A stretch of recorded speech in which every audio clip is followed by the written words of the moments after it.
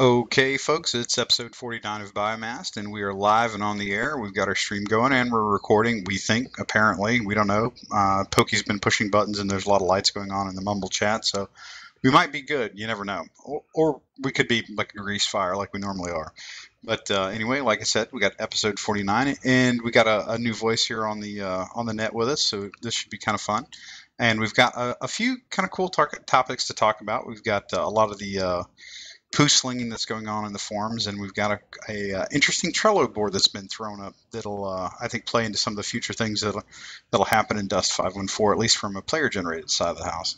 So without further ado, let's go ahead and hop right on into shout out introductions. So we're going to start with the bottom of the list, as always, the man who's always the bottom, Sarai Zell.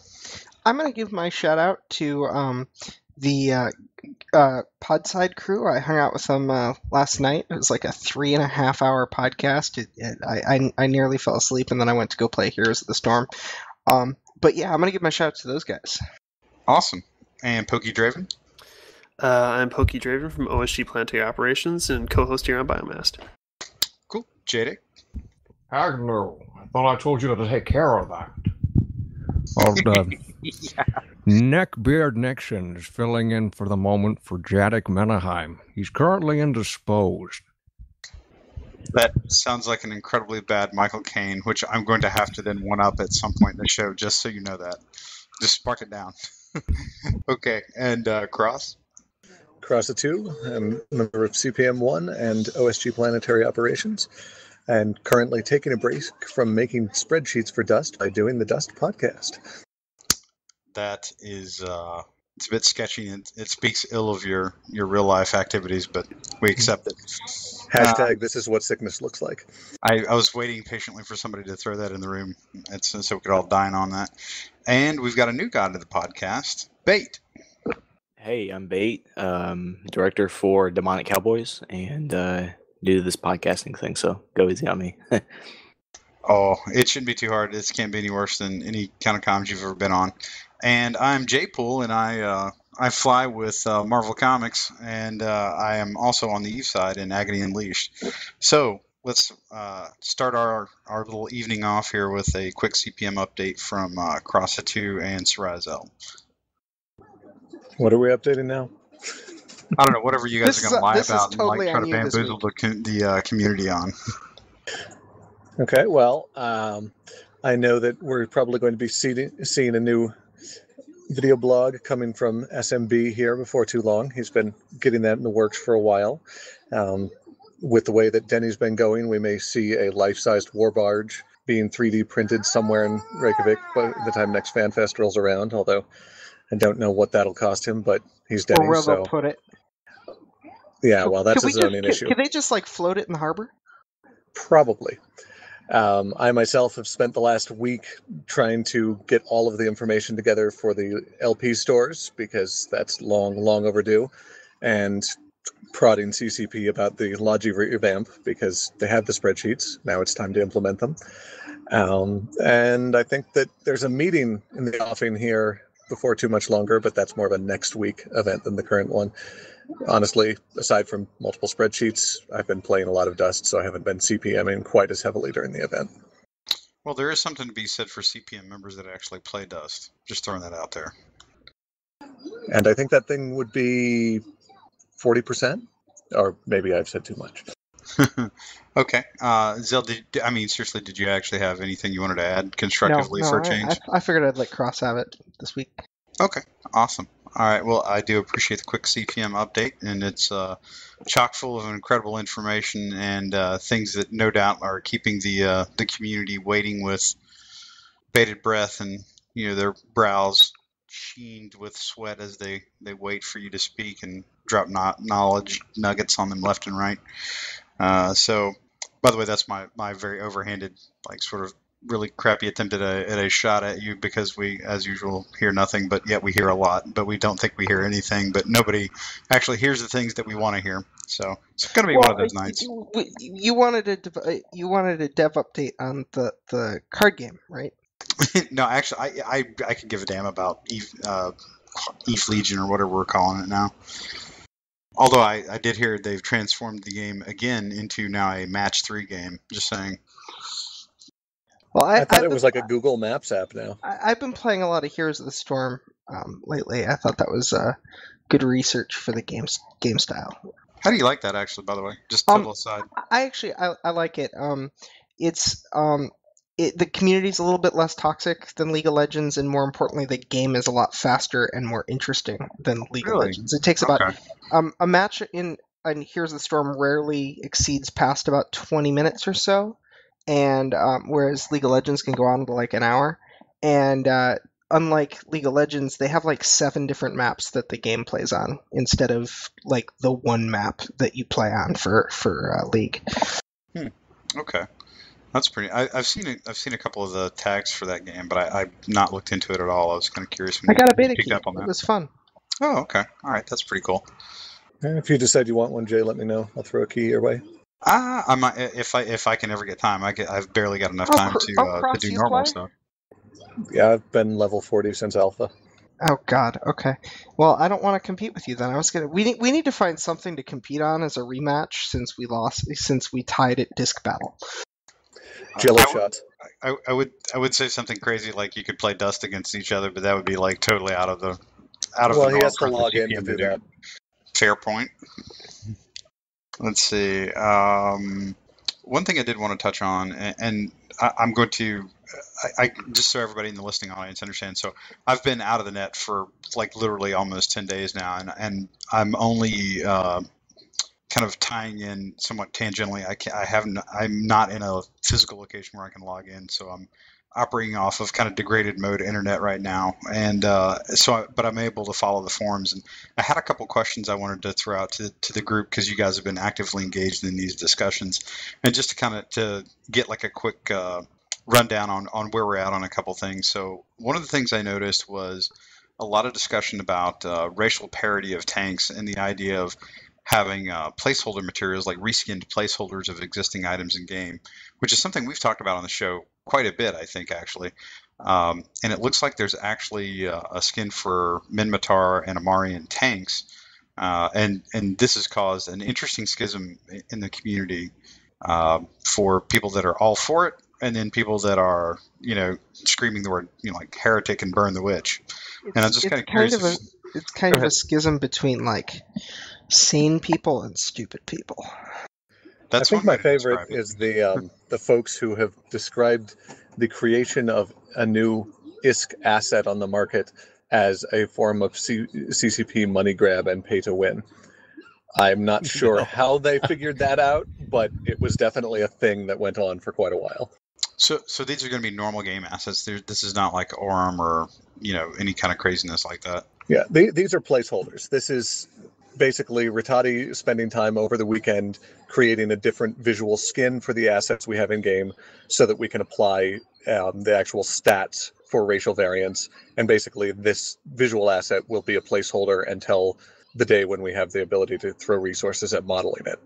That's pretty cool. So, I guess the thing that I'm not tracking is, have they been discussing the actual differentials in the stats, in the base stats for the hulls, and will there be actual turret differences? And like when they actually fire, there's going to be like, a laser or something like that coming out of one of them. I haven't yet seen any discussion of making one, but it wouldn't seem to be out of the realm of possibility to do a laser-like thing, because you can use an existing turret physical model, and you've got and with lasers it's hard to say projectile, but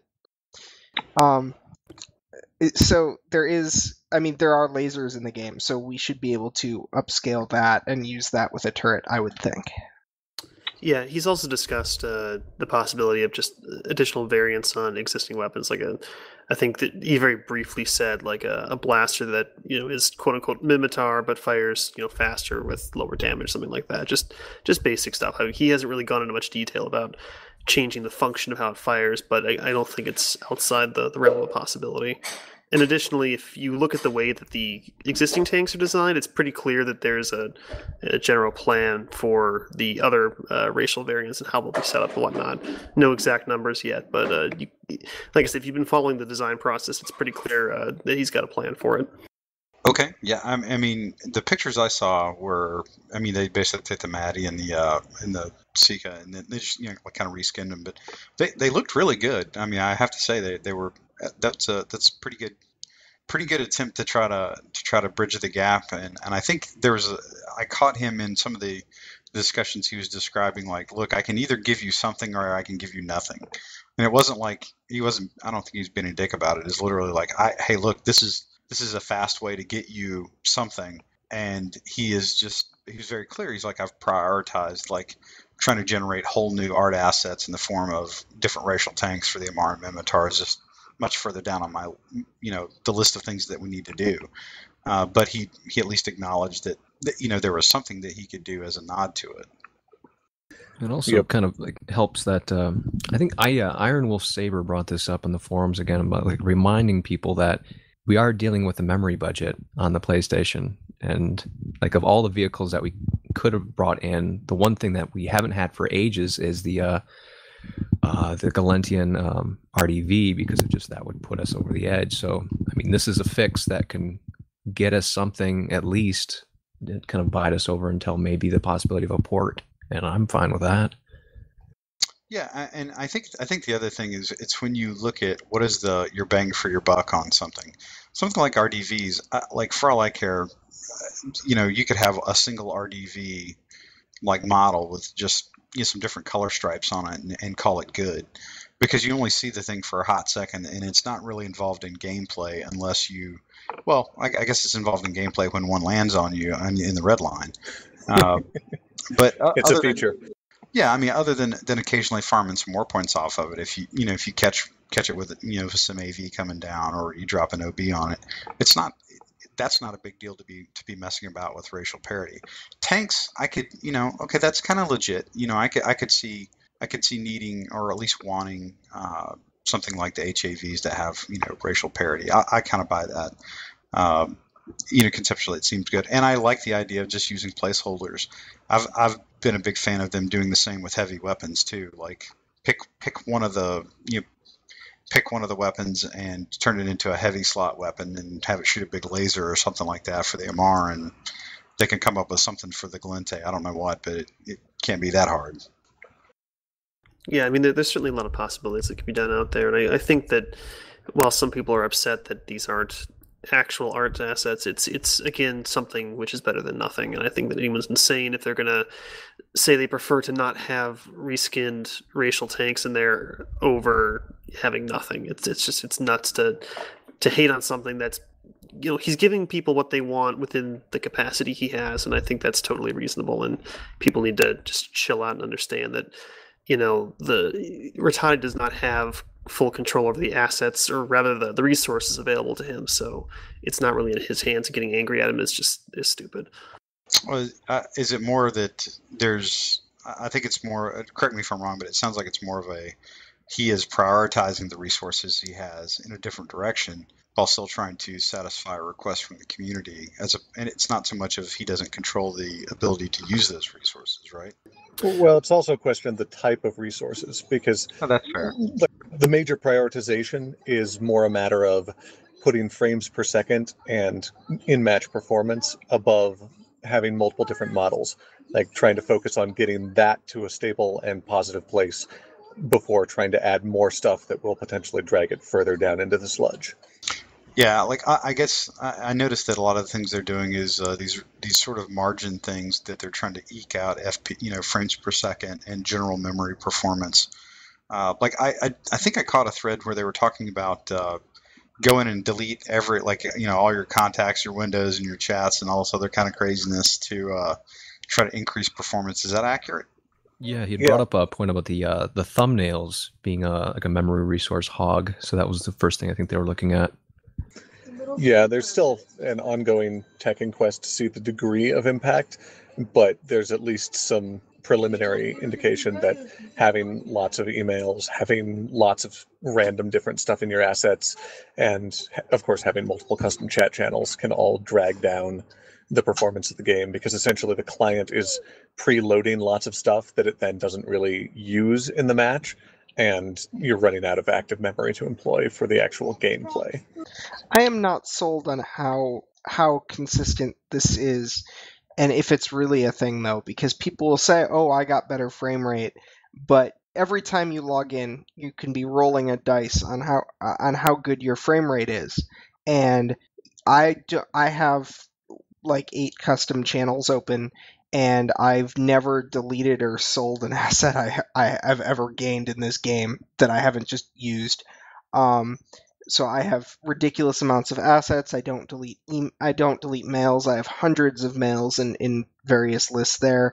I don't think I ever cleaned the 200 contacts out that I have, and the game runs fine.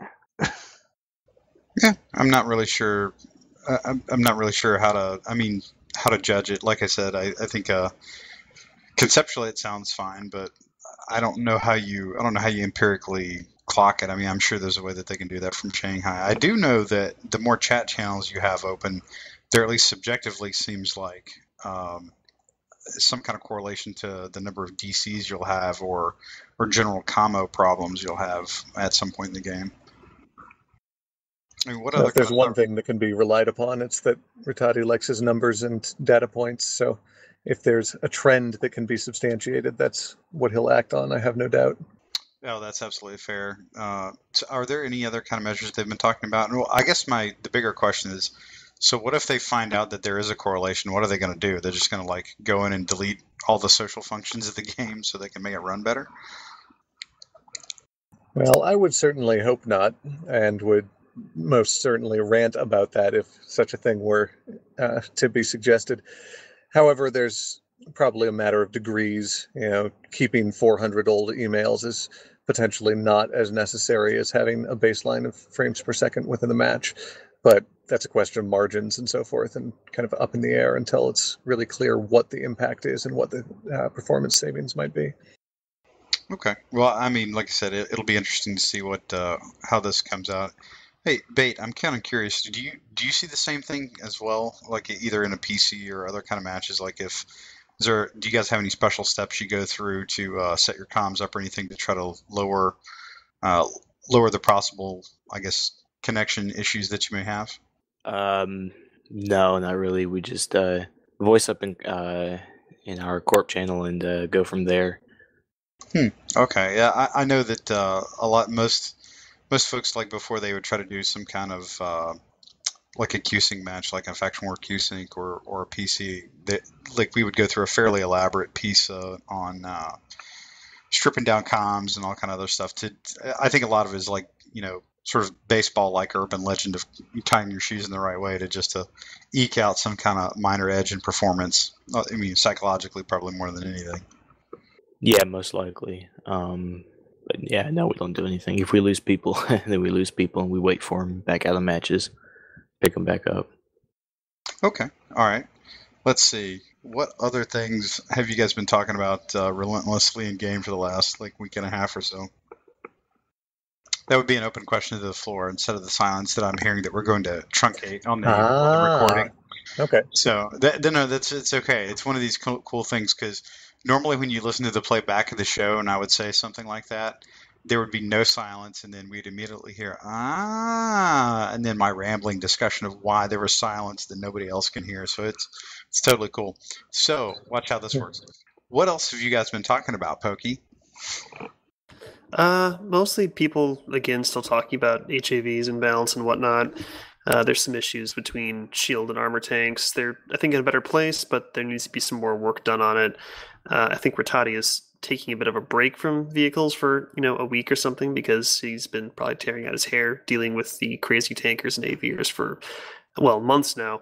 But yeah, some stuff needs to happen on that. I think that some aspects of armor tanking is overperforming, some aspects of shield tanking is underperforming, and there might need to be some fundamental changes to certain modules. At least I personally believe, and I think a lot of people in the community believe as well, that like the passive armor repairs, for example, at least the heavy ones, are just too good, and ideally we can move them back to an active module opposed to a passive module, because things were a lot easier to balance and work with in the past. And then once we moved this passive HP regeneration with the original tank rebalance, everything kind of went to shit. So hopefully can reverse that mistake and maybe get things in a better place. But like I said, things are better recently, but they still need work, and hopefully we can get that done in the near future without diverting too many resources away from some other pretty important issues.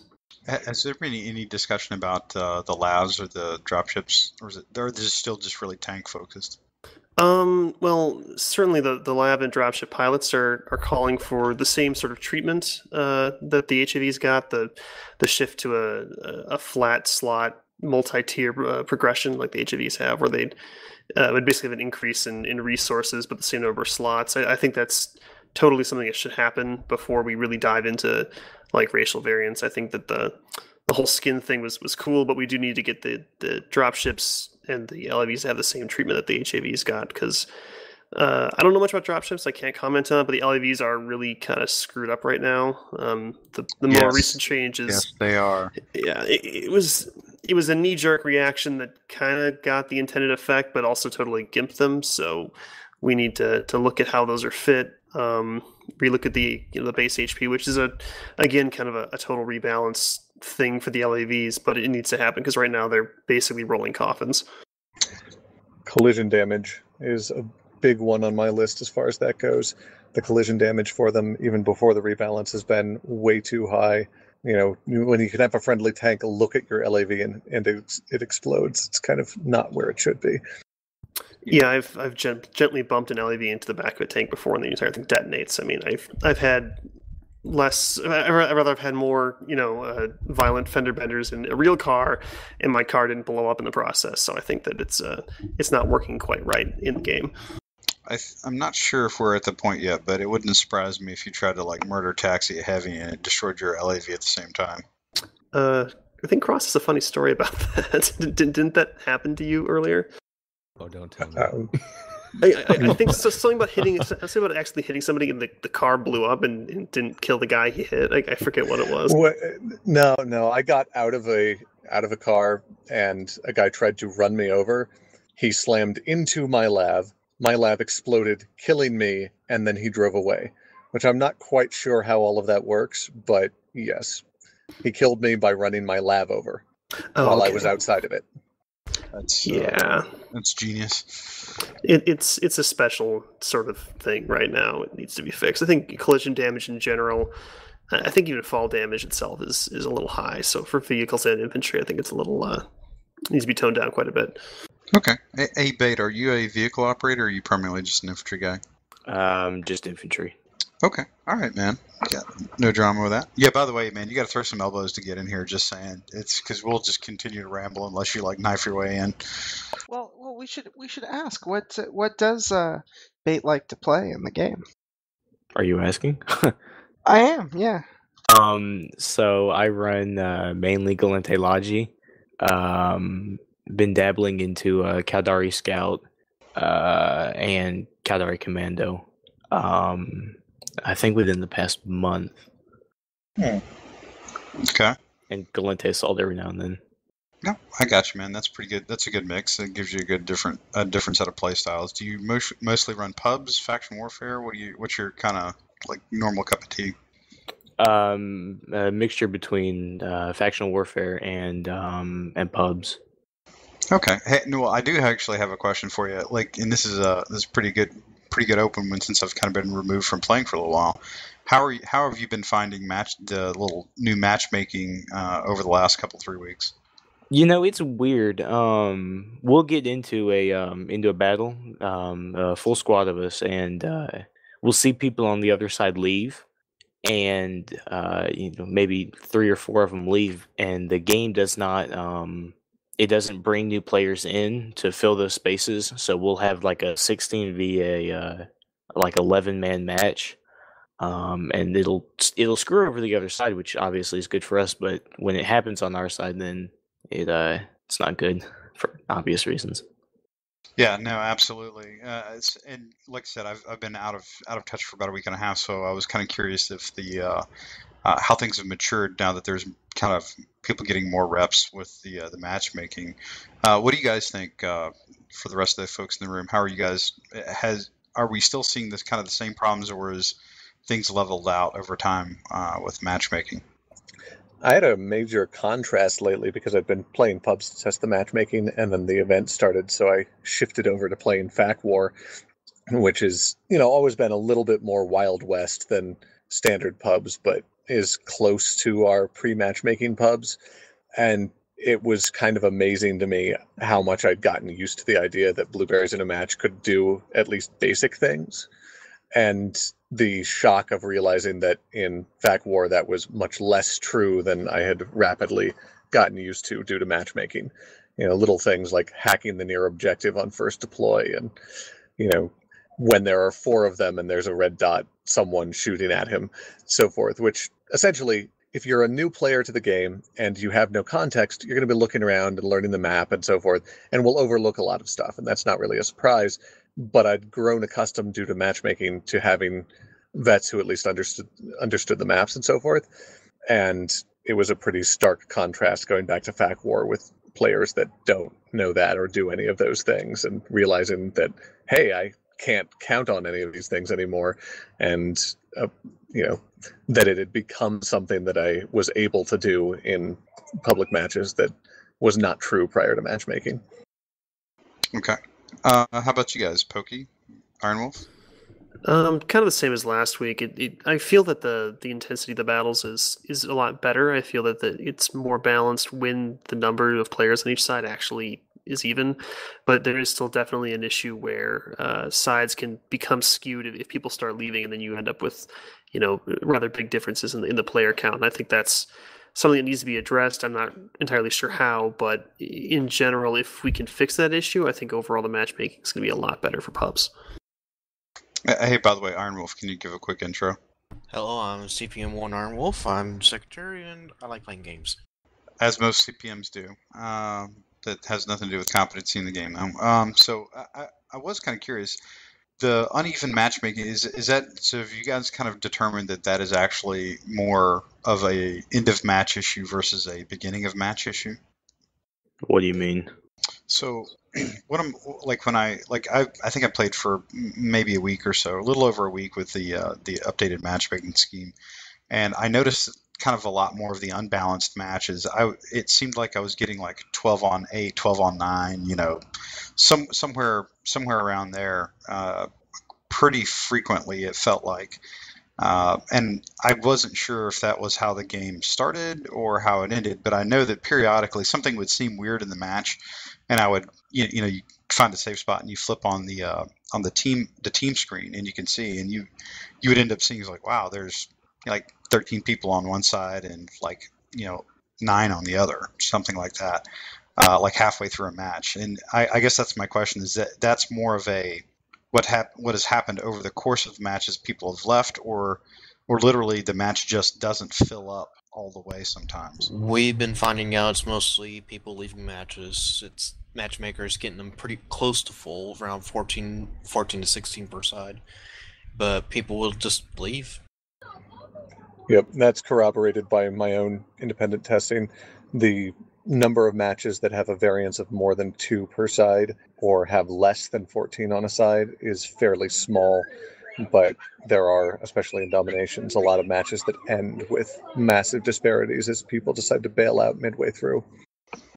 Yeah, no, I could totally see that. So I guess the question is, under, I guess, extreme player count issues, like why would matchmaking not just simply fill up 16 on 16 all the time, or does it actually try to do that?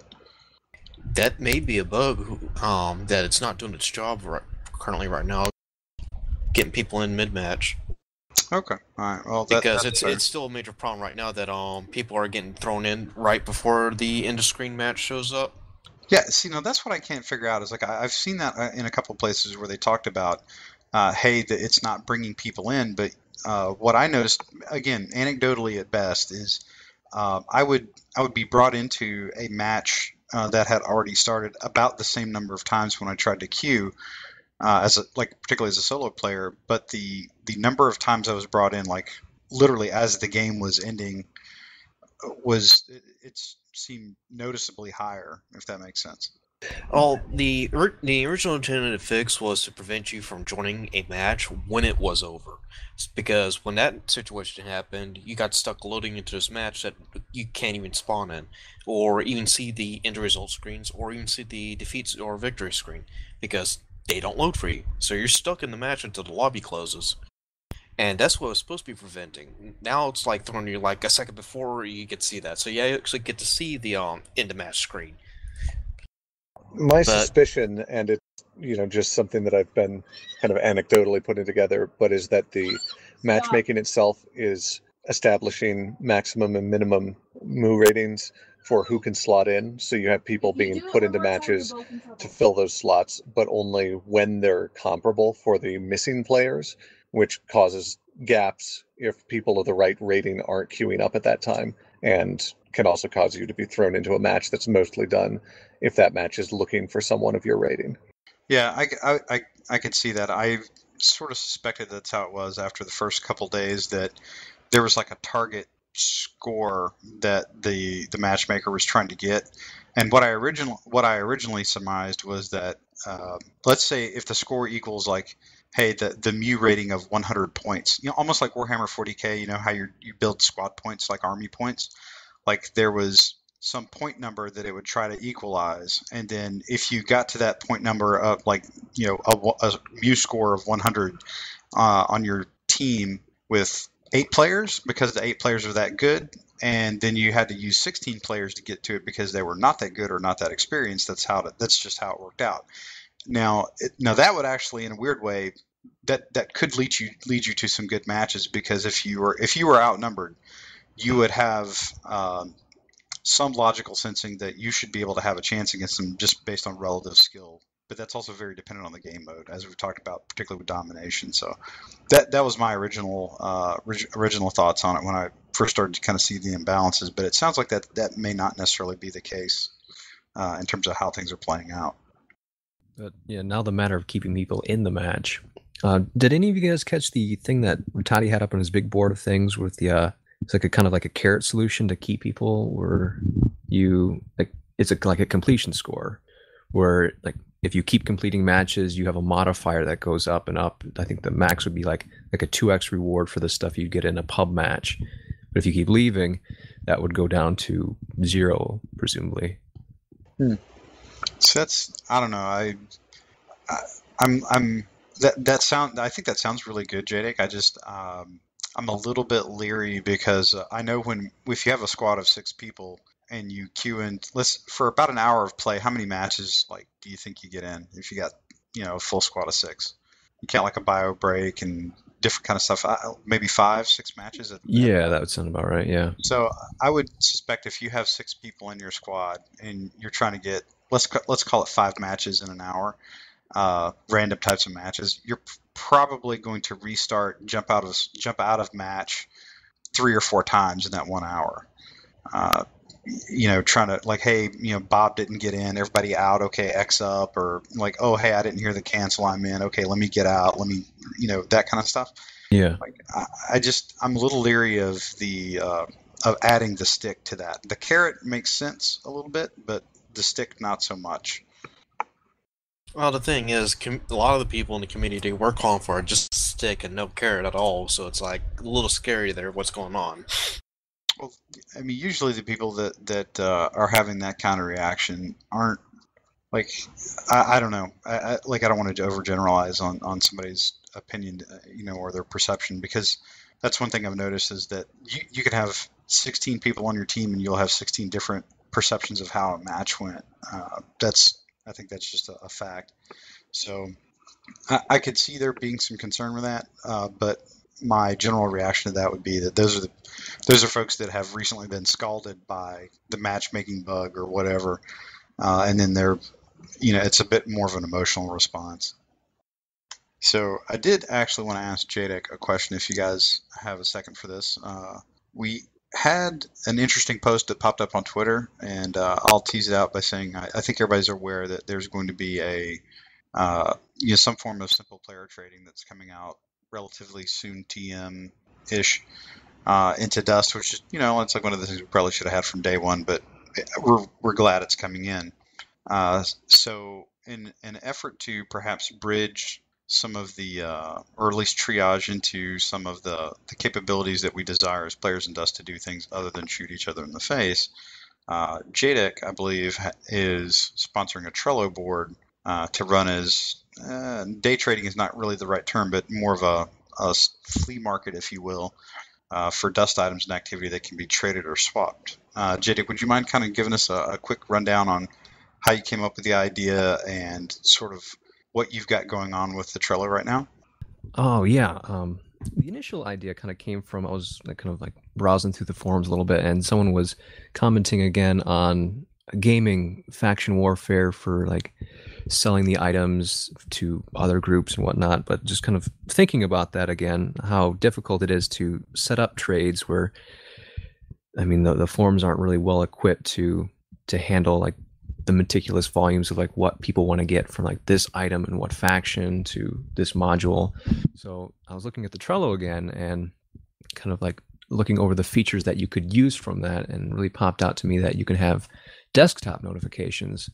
So kind of one thing led to another, and I started building on the idea of categorizing all of the items that we have in Dust, and we have what is the kind of an initial kind of like trading tool for people to, I guess, kind of like a you can use it like a Craigslist sense. You put up a want to sell order, want to buy order, and then the lister has their contact in there, and then you get from that info to contact the seller and go from there. There's also a nifty little feature too with Trello, and they have power-ups.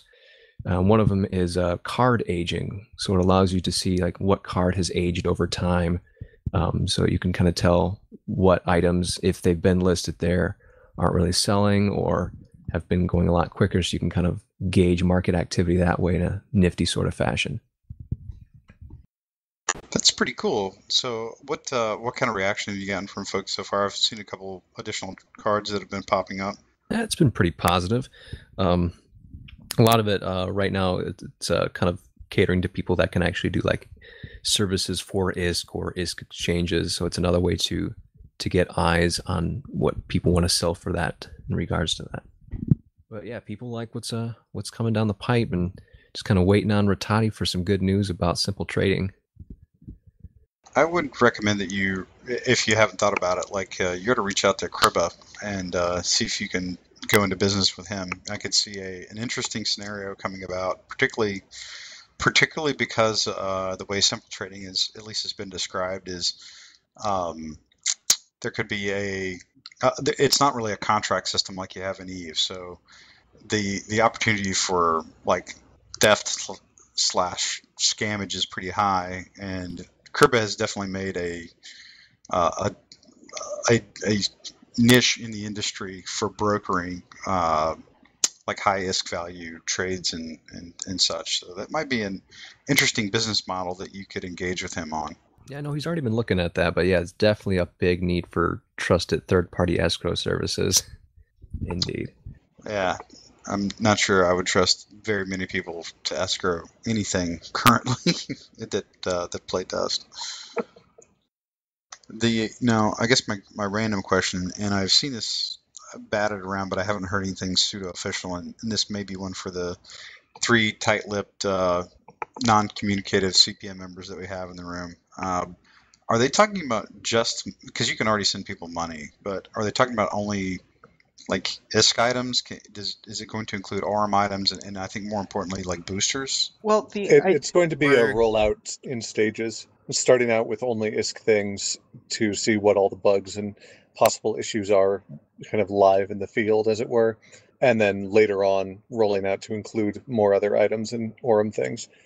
If there's some way to exploit the system in a horribly broken way, it would be ideal to find that out before people are sending $20 items. Like, we don't want people to cancel trades, we don't want people duping items, we don't all the shenanigans that are usually involved. Oh yeah, no, I'm saying in the near term though, that there's the intent is that you can actually exchange or trade or send all of those items though. And I think and not only as far as I know, that is absolutely the plan. But I think it's huge because it opens up access to those items to people who may have a lot of ISK that they can work with, but they can't afford to buy stuff with Aurum. Yeah, well, also social features where you can have people who want to, say, get a buddy started in the game or help build their corp, etc. I know back in the days of closed beta, there were people who invested literally thousands of dollars in purchasing assets so that their corp would have those on hand, and then had no way to actually distribute said assets for their corp. So interesting possibilities open up once you can trade all of the item types, and that's pretty much the goal as far as I understand it. Back in the day, man, those voice activator things. Yeah, universal voice transmitters. That was one of the best updates to a feature that I think CCP pulled off in those days. It's like, that thing, it's gone now. You don't need it. That does actually lead me down like an interesting train of thought on that was, what would be kind of interesting in terms of a corp war barge feature is like a corp armory where you could like store your high-end stuff and you could distribute it like within the corp. If I don't know if there's any of that's been discussed, but that strikes me as like that would be a really, really useful tool. It sounds simple, but the ways that you could use that, for social reasons, for trading reasons, for any number of different things, like whatever the resource or the thing is that districts produce, you can send payment in numerous ways, or you can support other people's PC fights without actually, I don't know, sending them troops. You can send them loads of weapons down the line. It gives you a lot of different options. You can use them as rewards for like internal rewards for players.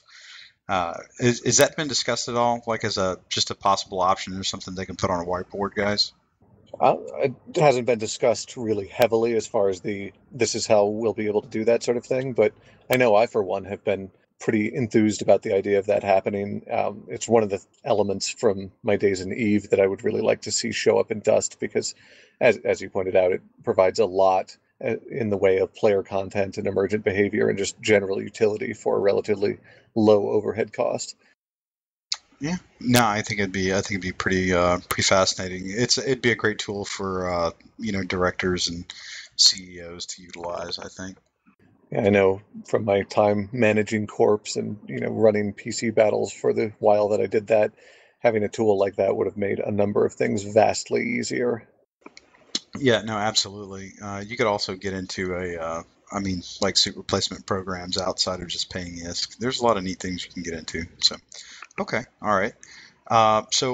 We've, I think, cycled through a lot of different Dust topics, and real quick, if there's anything that you guys had that you wanted to bring up on the table about goings on in Dust 514, like, or if there's any commentary on the the LP event that we've got going on, please pitch it out, because I've got a couple other things in my pocket we can put on the table and discuss quickly.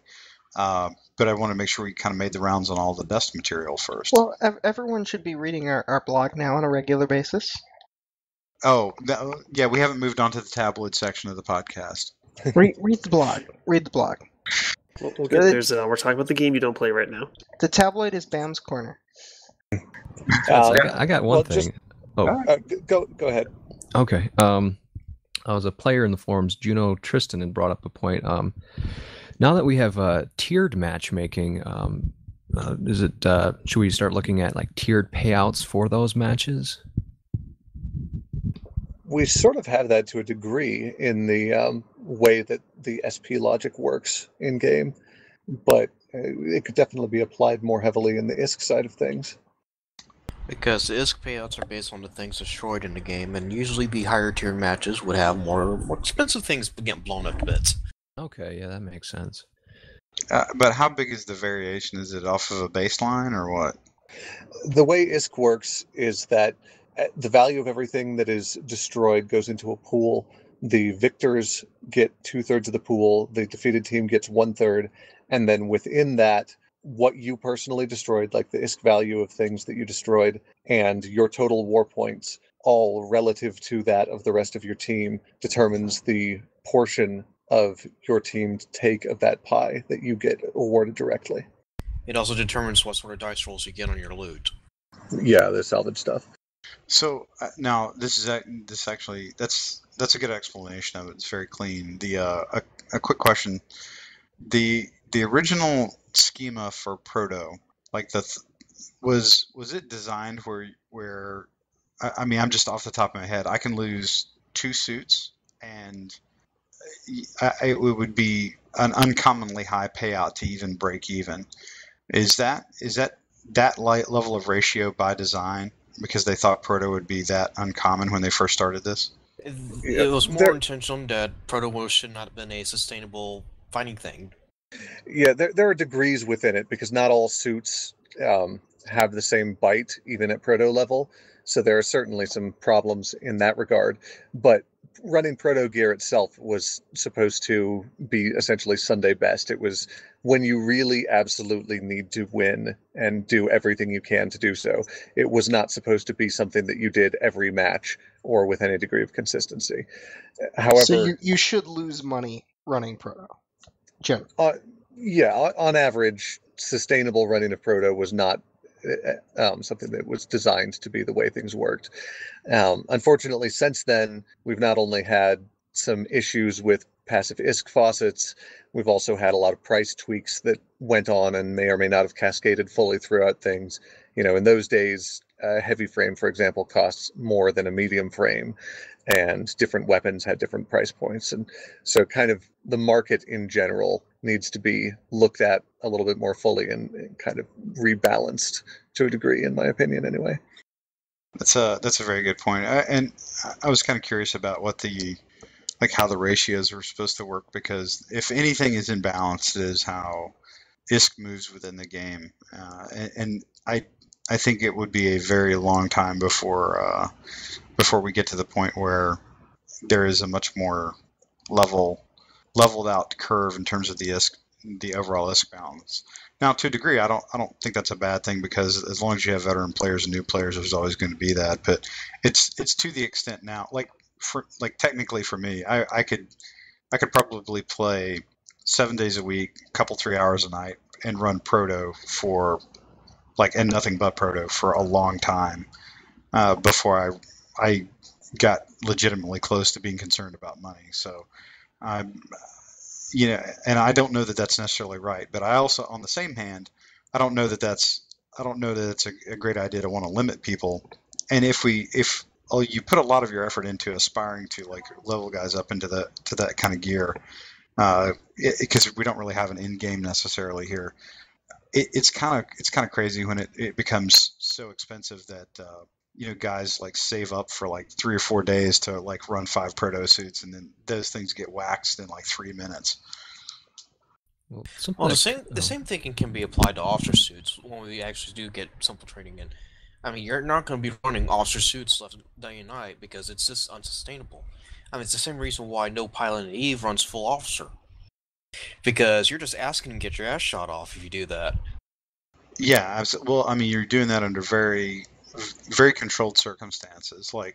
You normally when you see something like that, like full Dead Space / officer mods, really kitted out ships in Eve, that's in normally a very controlled environment. So, for example, if you're going to run incursions or high level mission runners in HiSec, because they know the odds, the environment itself is in their favor of being able to retain their ship. Mm-hmm. So that's unlike how it is in Dust. No, that thinking has been changing over the last few years, considering that the HiSec pirates are getting smarter about their targets, and they're specifically looking for juicy bait like that. Yeah, no shit, they always have. But everybody talks about HiSec pirates, but that's not nearly as big of an issue as that people make it out to be either. I mean, it is getting down to the point that other players are now teaching other players about the rated investments on these on such gear. And everyone's done concluded that the price of officer gear and Dead Space gear is so high that you could easily bought 10 mission ships that do the same thing, just about, only 5% slower? I think we're running in different circles in Eve then, because I'm certainly not seeing that. It's not to say it's either one is totally incorrect. It's just I think the random discussions I've had, it's a little different than what you're seeing. The highly controlled environments you may be thinking about may be still with some cases of dueling, but even then that's still risky. That's still rather risky. No, I'm actually talking about level 5 mission runners and level 4 mission runners and incursion runners. Like the blingiest boats you'll ever see is like an 8-man incursion fleet. That shit's all Dead Space mods. Yeah, well, that's stuff where you have kind of a quote-unquote controlled environment. Same with level 5s, where you can essentially know what you're getting into, assuming that an external force doesn't come in and jump you.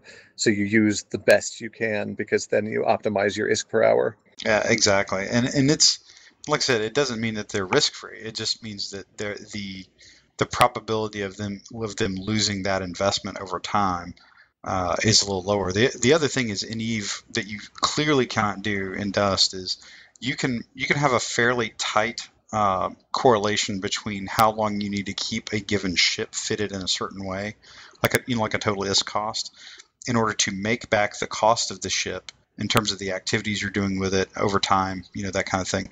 You can determine that mathematically. That is exceedingly difficult to do in Dust, just based on the raw rate in which you lose equipment and suits. Yep. Well, you can't guarantee what sort of opponents you'll be up against all the time either, so that's part of the factor why you can't do that. If we had PvE, you would be able to do that easily. Yeah, no, I would totally agree with it. Like if there was a kind of, excuse me, like a zombie mode, like a Left 4 Dead style PvE, component of Dust, drone survival. Yeah, I would absolutely probably be running officer gear, like left, right, and center, like just mowing through that stuff. Unless it was really, really amped up and it was, some pretty legit AI and it was a threat. That would, I could totally see it. But, like I said, just kind of curious about how that had worked out in terms of ISK per proto ratio. But I think, Cross, you make a really good point that is one of those things that's easy to overlook because we get really focused on things like, the performance of a sidearm or, how much PG is in a tank, that kind of stuff. In a game like Dust, things like managing the burgeoning economy is probably not a bad way, particularly now that there's a desire to actually, for lack of a better term, grow an economy by allowing, the player trading, the sending of ISK and assets. And with a revamp of PC coming up, it's probably about time to start looking at some of those type of out-of-match overlays in the game. Yeah, it's definitely one of the somewhat more rarefied or second-tier effects, but I think that being said, it is in many ways just as intrinsically fundamental as anything you do in match. Like, you need the in-match stuff to get to the point where the economy is truly functional. But once you have the in-match stuff, the economy elements are by no means less significant. Yeah, that's pretty legit. Anybody else have anything else that's purely Dust related they want to pitch out? Well, myostimulants. There's been a lot of discussion going on in multiple different channels, both multiple Skype channels as well as in-game stuff and some CPM things and so forth. I am personally very interested in more feedback from the community, preferably reasoned and specific feedback as to not just say, I like them or don't like them, but what do you like to use them for and why? What don't you like to see them used for and why, etc. Because there's a lot of push and pull on both sides of those. I have my own experiences and opinions, but as usual, my player hat and my CPM hat are things that I make sure don't overlap. So my own experiences are just the experiences of one player, and I would like more input from the community than just the few vets that happen to frequent certain channels. So I guess general shout out to anyone who's listening. Throw me an email in game or to my offline email address and give me your impression of Myos. I would like to have as much of that as possible within the next couple of weeks. No, that would. I think that's a good way to look at it in terms of trying to approach it from a feedback standpoint. I I know conceptually a lot of people really like the Myos. I think it makes me wonder if they liked them because they were so dramatically different than the game. Like it gave you radically different things to do in the game than you'd had previously, or if they liked them because of the things you could actually do with them. If that makes sense. I like more sci-fi in the game. I've always have. I've liked I've always wanted. I think I put this in my platform when I was running for CPM. Is that it's a sci-fi game and I want to see sci-fi-ish elements and to me, superhuman jumping that's augmented by this drop suit is absolutely a part of that. Okay. It presents gameplay opportunities that you can't have in Call of Duty, and you never will, because that isn't what that game is. Unless you count the Call of Duty that just came out, right? Yeah, unless you count. Okay, I haven't played that one. Okay, my Call of Duty is Modern Warfare. Like, okay. Or unless you count things like Unreal Tournament and Tribes, right? Or pretty much any game with a jump pack, right? Sure, and jump packs are sci-fi. This is a sci-fi game. We should have sci-fi elements.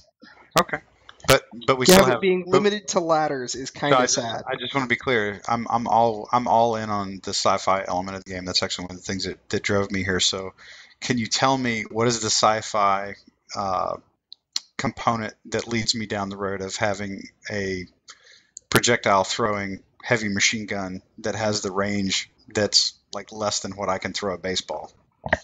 That's fair. I would explain it, but you probably call bullshit on it. I would, but that's okay. No, and I can appreciate. Like I'm not a ginormous fan of the myofibs, at least the way they're done. But I like the idea of having something that helps you move generally a lot better than, because as we've all said, the movement in this game is perhaps maybe the worst part of the game in match. But no, I totally see where you're coming from on that, Soraya. I think it makes me wonder though. Should we, if you go back to like literally old school Unreal Tournament, right?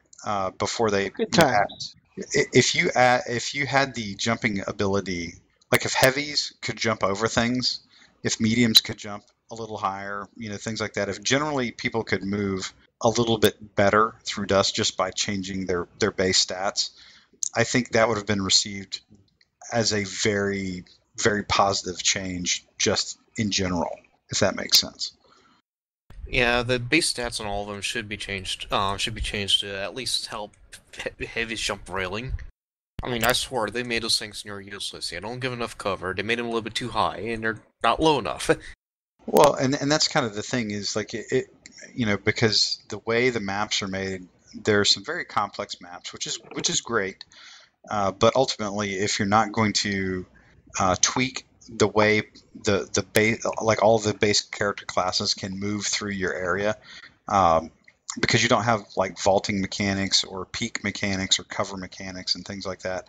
Like you don't have any of those sort of more tried and true things that have been around for I don't know, years now, but we don't have in Dust. You've got to come up with some other way to to negotiate terrain and really negotiate the maps in such a way that the game just feels smooth. And that's and by the way, sorry, you took me onto it. I think it was Warframe. I think it's Warframe or Space Engines. That was a really good movement engine. Like I played around. Titanfall was good. Yeah, I didn't like Warframe. Titanfall was actually, it moved just really fluidly. It's a very fluid movement style. You have to kind of retrain how you move about the map for that game. And then you come back to Dust and you try and jump off walls and it doesn't work. Yeah, that's a great point. And I mentioned that, I don't know, maybe a couple months ago. I had that was the first time I'd played like current gen consoles, and it's when you get hands on and eyeballs on like basically a current game, like a new game. It really puts a lot of things into contrast for you. So that's why I was like, the myofibs, yeah, Roger. I mean, maybe it's a good thing to have a radical change, but I think they'd been better off just tweaking, how people move generally through the game, and then perhaps adding something that's a bit more fantastical to it, to cater to the folks that are more along your lines, Soraya. Oh, Rich already did made a post about adding a jump pack to the game, so if we ever get around to that, then we can talk about adjusting the modifiers then. Because this will be a active module similar to the cloak, maybe, and you'll activate it and be able to jump higher with it on, so... See, whereas I'm pretty opposed to the idea that something which has tactical and balance implications now should be left untouched under the theory that we may have another asset to replace it someday. That seems way too close to the dust development method of yore, which is part of why I want a lot of community feedback now, because I would rather it be something that's established and addressed than just kind of let hang out because maybe sometime later. Well, it doesn't mean that we can't change it to where we would like to see it now, but, well, at least see the replacement feature now, because if you stack 5 myofibrils on a Kadari Logi, it gets silly. It gets more beyond than sci-fi silly, so it's like... Yeah, there definitely does need to be adjustments, such as stacking penalties not applied. Yeah, I saw someone earlier today jump off of a slight incline and use their inertial dampeners coming down. That's legit. Hey, I'd like to see infantry collision come back. The trolling is real. Well, I think I think there's enough problems in the game that something like myofibs, that just in a weird way, as fun as it probably sounds in the short term to a lot of people, I'm still not convinced that we've got it figured out where a scout can literally move fast enough that your bullets can't connect with him, like physically. That makes me concerned. I don't know if that's true or not, but boy, it sure seems like it sometimes. Myofibrils, if they're jumping in the open, it's usually a negative move on their part. It's when they're jumping around in the heavy urban environments where there's plenty of cover, is when they start becoming a problem. Yeah. And then they will be armed with the usual gadget weapons that like scouts like to use. So because it's not like in an open area, jumping is not going to prevent you from shooting them, and effectively, it's not moving fast enough. One-on-one really isn't an area where it's heavily a problem. It's more like if you're in a choke point and then suddenly you have 2 to 3 people flying over your head in different directions, whereas before you could have managed that threat, now there's no way to address it because can all one of the leap fun at one moments time. was, where our guys and their guys were kind of around a corner from each other, and I could literally like jump back and forth between the corner with enemies and the corner with friends, relatively quickly. So I could just jump over, take a few pot shots, jump back, jump back over, take a few shots, jump back, etc. It's also kind of fun how you can jump around with weapons that normally stun lock you, like I think it's like the Wirakomi forge gun. Yeah, you can hold a charge and jump around. It's nice. You can jump pretty high with one of those things too. Actually, I think it's when you can go like. It's a new way to counter the limited range and hitting dropships.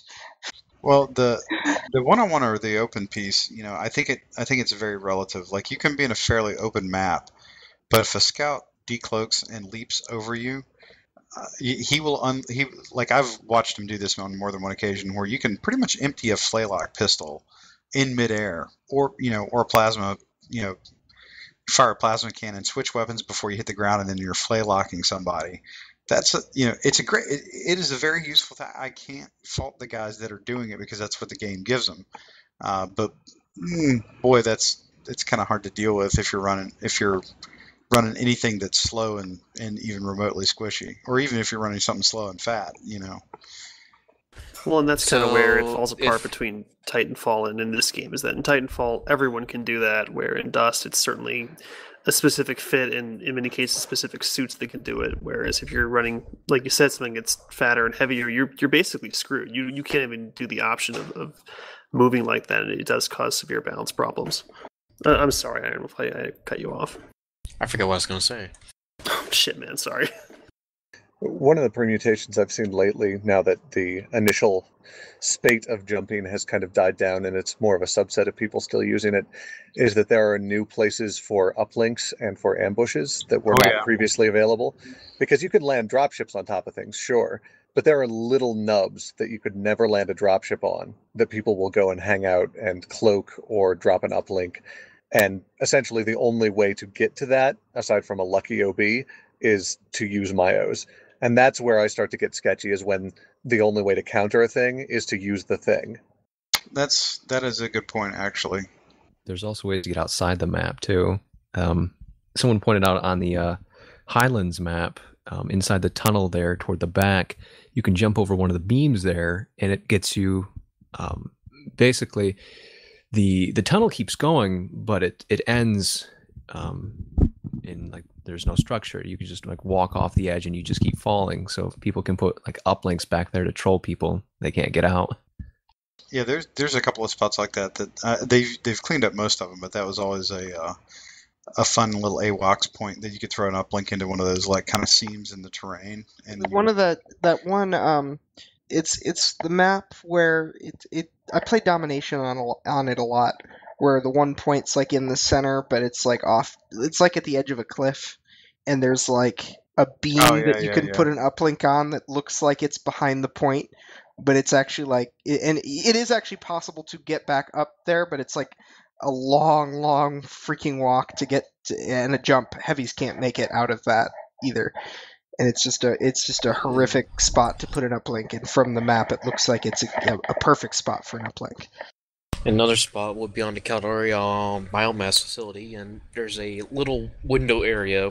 The buildings that is overlooked. If it was a down point, this is where A would be.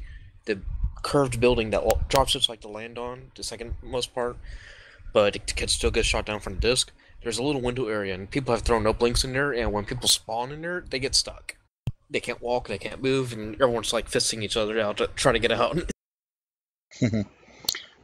So I think that's a good point though. Across just the myofibs in general are probably one of those things that, well, unless we're going to tackle movement in dust, I can see the need for some sort of tool or modifier to be used. But maybe the way they're currently built definitely needs to be taken a look at, or at a minimum, maybe this thing called stacking penalties start to take effect, like for real skis. Which may itself prove a problem, because if this is a raw straight number, which I'm fearing it is, stacking penalties may not be possible because they only affect percentages. Hey, Iron Wolf, do me a favor when you actually have positive news and come back and hit me up with that, please. I got nothing but negative Nancy, sir. Yeah, I got you.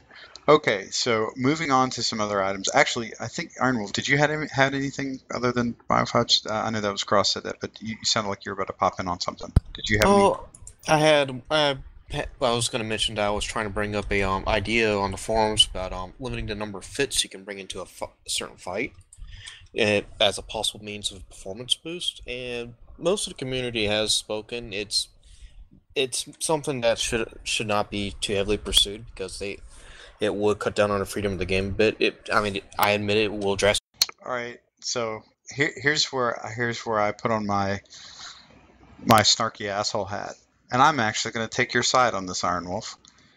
I'm all about people having to limit the number of suits that they bring into the game.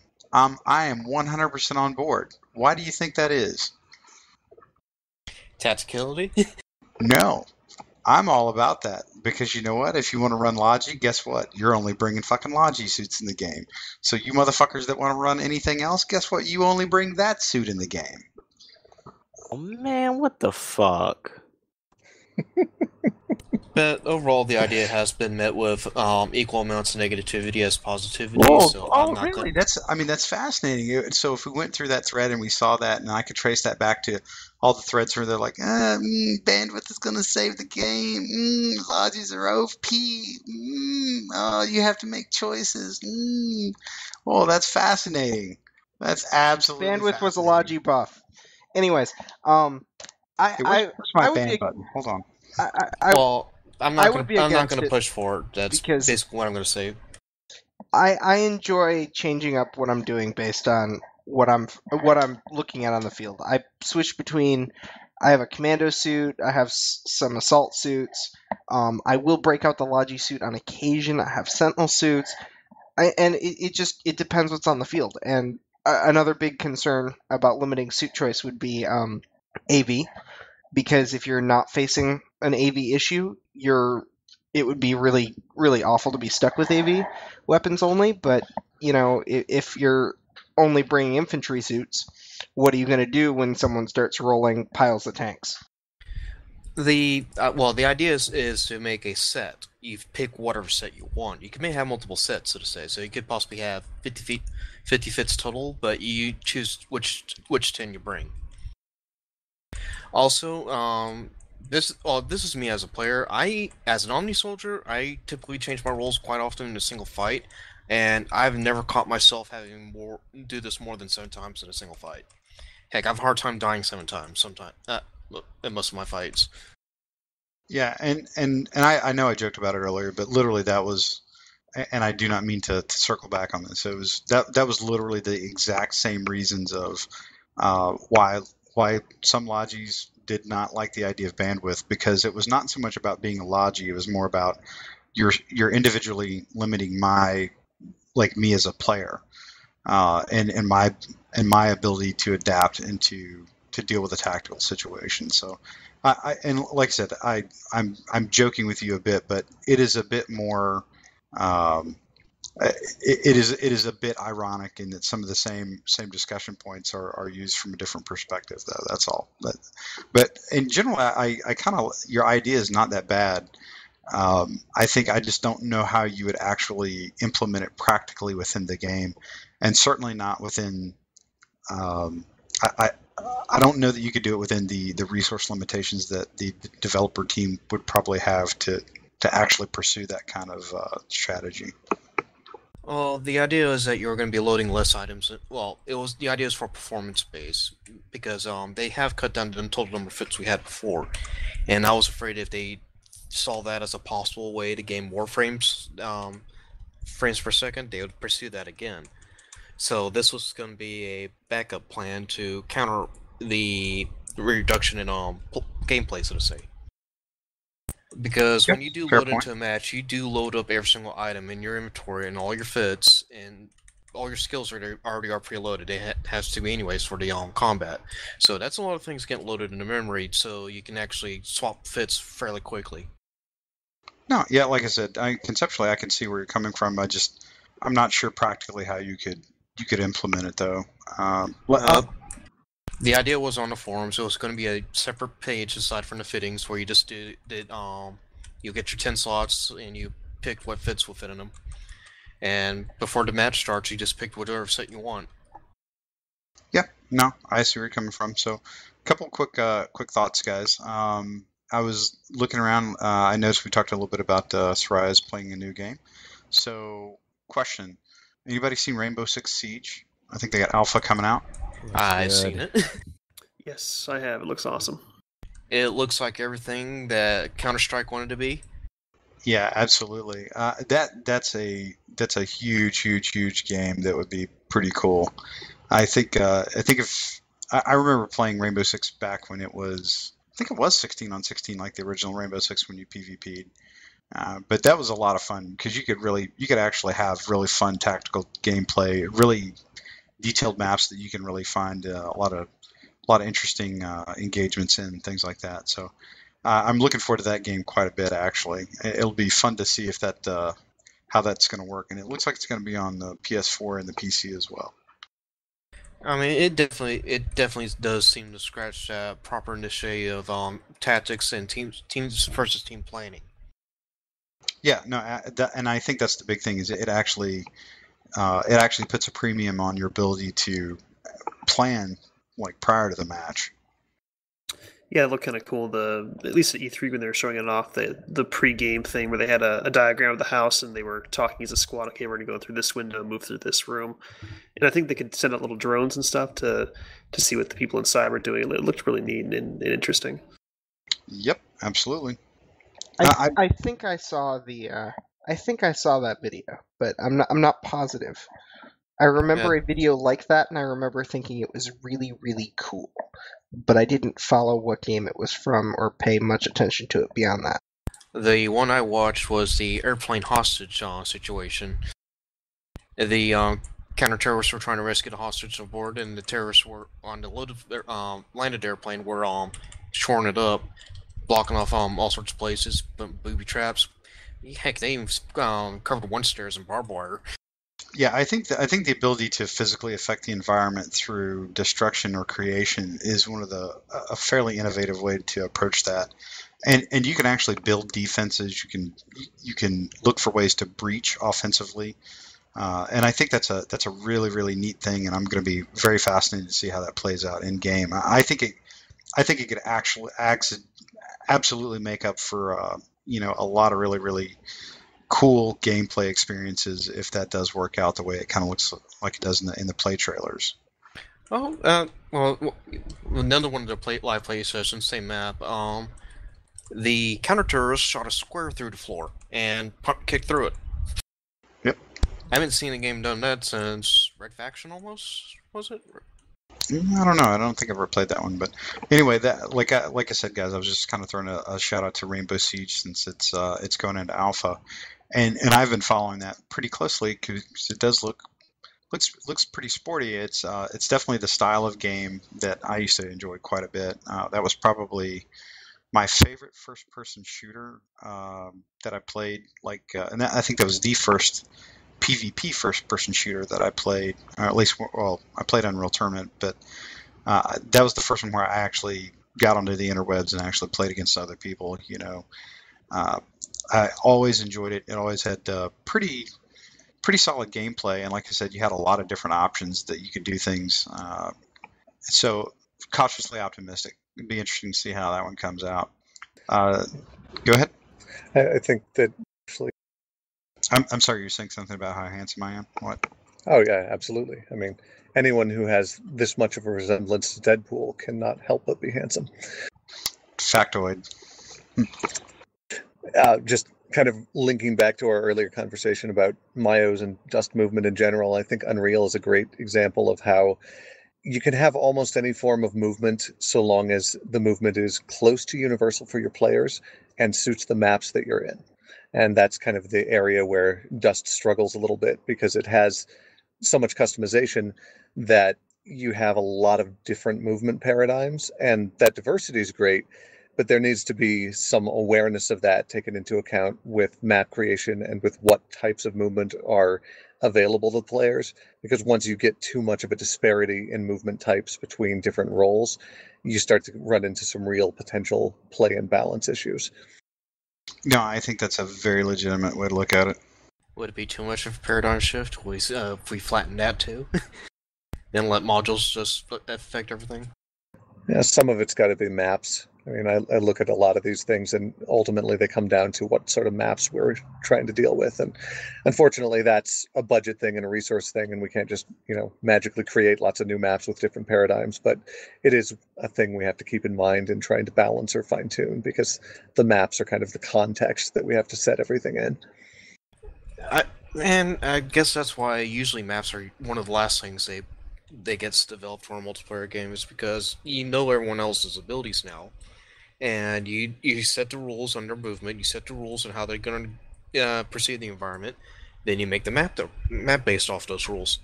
And Dust 514 has changed the rules on its maps, so a lot of the maps are becoming more broken. Some of them are being exploited. I mean, if anyone's been playing since closed beta, we would have known that Dust 514 maps originally did not have rooftops planned. You went on top of the rooftops, and they were just so horribly mistextured, missed geometry. There was missing geometry, collision geometry. I mean, it was entirely designed to not have people on top of these things. You can look on top of them, but you aren't supposed to be up there. And yeah, dropships ruined that. LAVs with nitros ruined that. I remember in very early closed beta, we would get on top of the saucer on the Biomassed map and sit there with forge guns and various other the projectile weapons and throw grenades down, and people would get on the forums and complain that we were exploiting the game because we were on the rooftop, because like you said, it was really ugly up there. It was clear that it was never designed to actually be looked at up close. And then once people were complaining about it, CCP went in and then started adding actual proper rooftop geometry, and it kind of started going crazy from there, people getting on top, and that whole thing started. So it was interesting to see that development in terms of the meta from even a very early stage. I wouldn't call it early. That's somewhat late game. Well, it wasn't as widespread early on, but it definitely grew in strength as time went on. At least from my perspective as a beta player. Okay. Let's see. Any other blasts from the past or anything you guys want to hit up before we go into shoutouts? I still miss Infantry Collision. With Myos, we literally could play Mario, just jump on people, and they die. Well, the thing is, it will disfavor the lower HP suit because It depends back on when how high that when lower we did HP have suit can jump. back when we did have collision, I was a heavy and I was running really fast because I had the I think it was yellow pills back then, and I ran into a scout and the scout died because I just simply slammed into him. Sounds like a Ludacris song. Well, he was jumping into me too, and I was like running towards him, and I just ran over him. Oh, dear goodness. I've just seen something that I can't unsee. Sorry. You can't say something like that and then go quiet. Or not show us. I'm about to link something. Hang on. You have to share this with the room. You have to tell you can't just link it though. You have to actually provide the information on what you just saw to the room for listeners. I say after he links it. I say Soraya is responsible for posting a blog about it with the link, and he's in charge of it from this point on. Oh no! You have to Jay agree has to this posting now. rights. Jay has posting rights. Okay. Are you you guys talk amongst yourself for 30 seconds, and then we're gonna get into this hot and heavy. Oh God. Oh boy. Is it Deadpool / fiction? 34. There's literally nothing quite like Deadpool on Deadpool action. Oh God. No. Oh dear God. What are you unleashing upon us, Jay? Here it comes. Hang on. It's trying to load into the Skype chat. Brace. This is the most exciting part of our show, by the way. Well, please continue to talk amongst yourselves while I'm trying to get. Well, this we thing were waiting uploaded. to do shout-outs here, and you failed. We're not going to do that. Yeah, we're not going to do that. Just it's like you do whatever you're going to do, because I've got something more important to do right now. Okay. We could talk about the blog now. It's probably the appropriate I thought having Jay on the show kept us on the rails. Well, until Deadpool's involved, and then it goes horseshit. Yeah, clearly. So one of the big things that Pokey started this week is he posted a guide to damage profiles. And the goal here is that the blog's guides will be updated as the game gets updated. So our blog should actually function in some way as the most up-to-date form of documentation for this game ever made. So he's starting with that. We're going to, on a regular basis, hopefully, release new guides on the game, and we'll keep them all up to date. Yeah, it was interesting because damage profiles is one thing that should be in the game but isn't, and people have to go to a outdated dev blog to actually get information, which, again, is not correct. And so I decided to write that up, and then I began working on a different guide for another topic. You can tease the topic.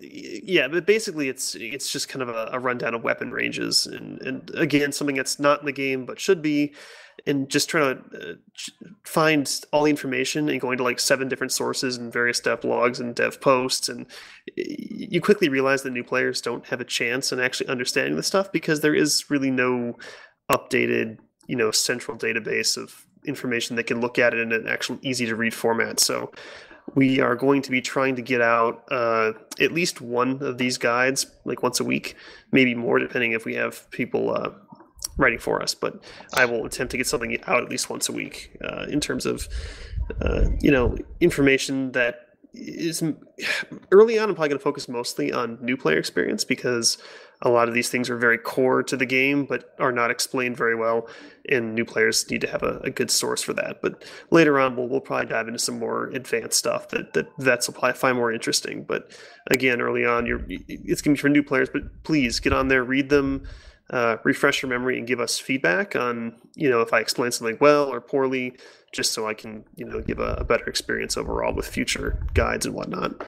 All right, I'm gonna try and tackle this. Hold on. I'm going to try and tackle this image that Jay just sent us. It looks like it's intended to be like a postcard with a Deadpool with a unicorn horn throwing stardust while riding Grumpy Cat holding a Pop-Tart flying through the air with a rainbow streaking behind. It's coming It's out of the coming cat's out of its ass, ass. actually. Yeah.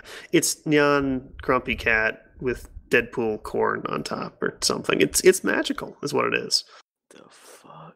I might have to put this. This might have to go in the blog post for this week's episode. This is gonna replace the banner image. Episode it's gonna be- 49 title, Magically Delicious. Yeah, I'll actually put the text for our typical title block on top of this so you can experience it, full frontal. Oh, goodness gracious. In a desperate and frantic attempt to drag this conversation back to some form of relevancy that isn't Deadpool killing everything with a rainbow. I think for the blog, if there are op-ed pieces, etc., that aren't going to be consistently updated, like the guides, having a tag that corresponds to the build could be really useful for people who want to look at the progression of things or That's actually a archives. really good point. That's a good call on that one, Cross. Yeah, we can certainly do that and keep an update on how current it actually is. And then you will become the go-to source for all forum finality. No, surely it was this build. How many arguments are there like that everywhere? Now there will be a source. Honestly, a timeline would be super helpful in a lot of discussions because people have misconceptions of the way things used to be, quote unquote, and are typically totally wrong. So it would be good to actually have some concrete and updated information. Starting now, there will be a for all future updates, a coherent chronology available on the Biomassed blog. Yes, which is at www.biomassed.net or .com, which is now working after Soraya sold his soul and mortgaged his house for a second time to purchase the domain name. How much did you spend on it again? $133. Listen to the shame. Savor the shame. Yes. Oh, Sickness. goodness gracious. Okay. Well, that's actually, and I do want to give props to Pokey and Soraya on the website revamp that they did. Like in general, if you have not looked at it, you really do need to go Pokey to did all the work. biomassed.net/biomass.com. They both go to the same place, right? Yes, Yeah. yes, they do. Yeah. If you go to the .com and you click a link, you'll actually end up on the .net. But yeah. Right. So if you go to like biomass whatever, it will actually. They've done a really, really professional job of uploading it, and I know that they've been pumping out to a lot of different people to get some folks in to contribute, and that's what we really are looking for. And they can be. You can have some opinion pieces in there if there's something you want to get off your chest, and a form post isn't really the right way to do it. This is probably not a bad spot. Now we are not going to edit what you're doing, but we will obviously control what gets posted or not. Oh yes, I'll edit So- it. I will edit it. No, you Well, won't. for formatting maybe, but not the actual like content. editing is for content quality, not voice. I mean, if you write a news page or you write an opinion paper and tag it as news, we're probably going to fix it to make sure it's actually tagged properly. But we aren't going to change what you write. If in you terms of write like content. an opinion post that isn't deserving of being posted, I'm not going to edit it. I'm just going to delete it. No, we will discuss as a group if it's fit for Yes, the site. we'll discuss as a group. Our editors are professionals who are absolutely just yeah, they are. Sure. I'm just picturing Zell in a sack while Pokey and Jay beat him with soap at this point. Something like that. Yeah, he likes it though. Trust me. Well, you have a very trustworthy face, so how can I argue? Of course. What you can do about those tinfoilers. I think it is something. Because they'll say it's a conspiracy that you're trying to control the voice if you delete your stuff. We could have a tinfoil section that's specifically for insane and crazy speculation. Just for BAM. A bacon and beer section, if you will. Okay. Well. Yeah. So, on that note, like I said, after I give my quick punk out to the Biomass website, like I said, guys, really, it is a really good site, and try to bring up the point that we are probably going to be touching on broadening horizons outside of Dust, and a lot of us play Eve, or at least I play Eve, so might pitch into that. But we also are very interested in gaming in general, so you're probably going to see some stuff about, PlanetSide, whatever. any kind of game you can imagine that somebody's going to play, either one of us or one of the contributors, we're more than welcome to have that put up on the site. So it's not like a Dust-specific site, although that's probably what we generally But will tend to mostly cater to. It's like if you look at the Matani.com, they have most of their posts are about Eve. They talk about Eve news. They talk about Eve in-game politics. They talk about all sorts of Eve stuff. And then there's this little sprinklings of Dust and some Valkyrie and some Star Citizen and some Planetside and some World of Tanks and whatever else people happen to be playing. I would kind of like to say that we will cover Dust as well as TMC covers Eve, and that we'll cover Eve about as well as TMC covers Dust. Kind of reverse that. Our focus is Dust. Zell, don't try to emulate TMZ. It's not healthy. Not TMZ. It's not TMZ. TMC. There's a difference, a big one. Not really. Okay. Okay. I'm glad we All right. cleared that up. So, guys, we are. I think we're going to hit our shout-outs for real skis now, and we will start at the top of the list. So, the bait. What's up, man? Can you give us a shout-out? Yeah, we'll do. I'd like to give a shout out to all of you guys for having me on. I know I didn't contribute much, but hopefully I can get better at that. Also, I'd like to shout out to my court mates. I know you guys aren't listening, but fuck it. Thanks, guys. Awesome. Excellent. You're getting into the mood of things. We're going to have you back on the show. Seriously, you do have an open invite. Come on back. And feel free to bring something you want to pitch into the group, or if you want to just throw some elbows and get into the conversation, man, we're all in. So let's move on down to Cross. All right. Shout out to the great community folks that put together the joint Eve Dust stream for the event recently. There was some good work on their part, and I hope to see more of that kind of thing in the future. A quick shout out to the Valkyrie and Nemesis folks over at CCP, because both of those games are amusing enough that I've actually bothered to pay attention to VR now, which I never cared about before. And a final preemptive shout out to everyone who actually gives me community feedback on my O's that is more than just a troll or a one-line hyperbolic statement. Alrighty. And Iron Wolf. I'd like to give a shout out to Breaking Stuff and Pokey Darvin over there. They've done lots of great work over the last few weeks on many subjects and topics on getting community feedback together and condensing it into a form that Rattata can appreciate. Okay. All right. That's awesome. And Jadek? I'd like to give a shout out to the Eve Reddit for a solid week of drama and propaganda over the Lichten coup and counter coup. That was just fun following that. All right. And Pokey? Yeah, shout out to our new guests on the show here. It's good to get you on there. I know you were nervous, but you did great. Glad to have you come back whenever you feel like it. And shout out to Zell, who's actually been helping me out with the blog and whatnot, and checking my formatting and content and making sure I can spell the word fundamental properly, which I apparently can't. So much appreciation for that. Thanks, guys. Good deal. Soraya? Yeah, I'm Sarai Zell. I'm a member of CPM1 and a co-host here on the show. I'm also an editor on our new blog. Okay, awesome. And we're going to be asking you for a CPM update here shortly. Wait, hold on. You never really give one of those usually. Oh, never mind. Check that. Okay. Well, We could give one. yeah, but it's not like you're going to say anything. That's generally what you usually guys do. I don't know if you missed it. Cross gave the CPM update today. Darn. Sorry. Nah, it was, and we do actually appreciate you guys are in a tough position. So I totally understand that. Although the comments that Cross made about the upcoming pirate drop suits, I thought were pretty cool. We should, if I'd have known you were coming in, Iron Wolf, I'd have saved you for that discussion. I made no such comments. And Frame, if you're listening, I'm not responsible. Jay did it. No, that's You never know. It's always fun to see if you can get somebody into a mild bit of legal trouble. It's all good. So, and I am Jason Larison, and I have a few shout-outs tonight. So I'm not going to quote Bull Durham. So for the three of you that were old enough to actually remember watching Bull Durham and remembered that quote, which I did, for the record, pull out of thin air. I didn't even have to go to cheat notes on that one.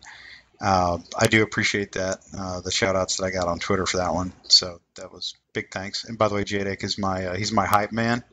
You guys remember that back in the 80s? Like the hype man, the guy that or AKA the yeah bitch guy. Like if you say something really cool, he's the guy in the back with like the big Reformed player chain that goes, yeah, bitch. He's that guy. Whoop, whoop. So that's what I'm talking about, brother. So I do have a couple quick shout outs. So shout out to a guy by the name of Mikey T. He does not play Dust, but he has listened to the podcast once before. He's a very good friend of mine. He's an inveterate gamer, an old school gamer for real, not really a member of OSG per se, but Mikey T, big shout out to you. He's a good friend of mine, and he's going through a very tough time right now physically. I had some things happen at work, but he is probably one of the most lethal Call of Duty players you will ever see, and he is a lot of fun to play shooters with. So one day I hope to actually get him to try Dust when he's not laughing his ass off at me for playing. So that's my first shout out. The second one would be to CCP Ratati, because we shout out to him a lot, but I always want to throw something different at his way. So shout out to your perseverance and patience. I'm very impressed. And also, I've got to know, are you in fact going to be in the next Star Trek movie? I keep hearing these rumors. They're all over Twitter. I don't know. Maybe Jadek started it. I don't know, but we're definitely going to help those rumors get around that Wesley Crusher is going to make a surprise appearance in the new Star Trek world and in that whole new timeline that they've got going on. And I hear it's going to be an older version of Wesley Crusher that makes his way onto the scene, that comes in, stabilizes crazy situations, and sort of sets the tone like the strong, silent Viking-like leader. And so we're rooting for you if you can get the part, brother. Other than that, guys, I think we're going to call episode 49 closed, and we had a lot of fun tonight. It's kind of a random, rambling show, but not nearly as bad as if I weren't here. Then it would just be That was last grease week. fire. Yeah, no, yes. By the way, I got to talk to you two, gay-hoos. you I did- fucking you listened did- to the show. I told you not to do it. Oh God. Okay. So anyway, guys, episode 49. We do appreciate all the listeners and the steady stream of feedback that we're getting, and so we're picking up some speed. And again, we're really looking to take some things or push some things up and get some inertia going with the Biomassed website. So please hook us up with some content or point us in the direction of some things you want to see on the website.